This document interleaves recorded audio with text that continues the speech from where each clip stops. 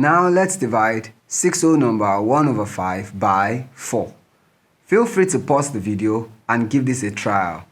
Compare your answer with the solution gotten at the end of this video to see how well you have done.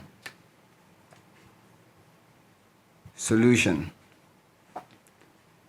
First, you write 6 whole number 1 over 5 as an improper fraction. So we would have 5 multiplied by 6 plus 1 over 5. And this is divided by, writing 4 whole number as a fraction, we have 4 over 1. Now let's solve this. We have 5 times 6, which gives us 30. And then plus 1 would have 31. So 31 over 5. Now, when we change this division sign to the multiplication sign, we will then flip the second fraction. So we would have 1 over 4. Now, we multiply the numerator. So we would have 31 times 1. And then the denominator would be 5 times 4.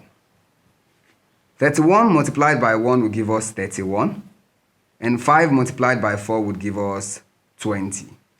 Now we bring this to its lowest term.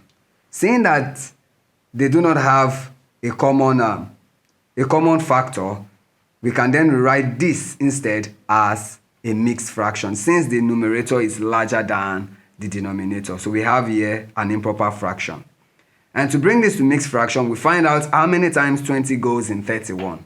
And you see that it will only go once, giving us a remainder of 11. So we have one whole number, 11 over 20, as our final answer. I hope that you also got this answer too. If you did, well done.